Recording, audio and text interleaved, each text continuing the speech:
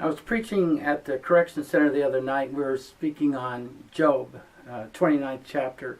Most of us know that Job suffered like few people ever have suffered. Personal tragedy, lost family, all that he owned. And not because of anything he had done wrong, because he was a righteous man. He walked with God. God called him one of the greatest men of his time. So he's recounting and going through his life, and he's trying to assess it and see, is there some reason for this disaster that's come? He goes, I went to the city gate and I sat at the council. And I suspect he sat at the council because he was a man of integrity and people trusted him. He didn't have an agenda or some bias. But that's not really what stood out to me. The next verse is the one that caught me. It says, young people who saw me stepped to one side. Young people who saw me stepped to one side. I thought about that and I thought, well, young people are not easily impressed. When I was young, I didn't give my respect to many. And I was critical in spirit. And that's typical for the age for many. But I think the people that we respect, when I really think about it and search my life, it's those people that have come into my life at a time when I was down, when I was going through a personal tragedy or circumstances are tyrannizing me.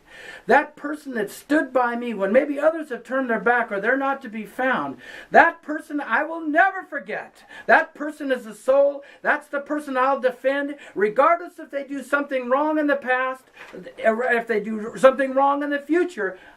I'm their defender because they were there for me. They were there for me at my time. And I think that's who Job was. I can see the marketplace filled with throngs of people. And there's these young men standing to the side. And one of them puts his hand on his friend and he says, step aside. He says, Job is coming. And I could see that fellow thinking, why would I step aside for this old man? Who is he to me? And his friend, his defender, would say, I'll tell you who Job is.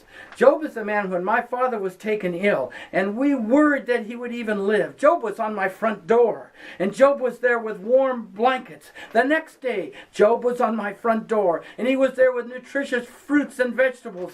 Job was there to talk with my father, to console my father. When my father was in his deathbed, Job was there. He was in my home. He was encouraging us. He told us if there's any expense that we can't cover, he would cover it. He even went so far as to go out into the fields and help us catch up on the task that needed to be done.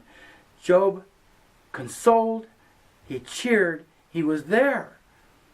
That's who Job is to me. I can see another friend saying, yes, he says, when I was a teenager, I started getting involved smoking opium, and I'd go to the dens, and then pretty soon it was night after night. Pretty soon I became hopelessly addicted. I started turning away from those that cared for me. I started losing friends. No one was there. Ultimately, I was alone. And Job came, and he sought me out, and he lifted me up, and he encouraged me, and he sparked hope in me. And he said, come to my home, and he brought me there, and he took care of me and helped me and counseled me. When someone invests in us, when someone shows us love when no one else has, we don't soon or ever forget it. I think that's the man that Job was. I think that's the example that Christ gave in every way.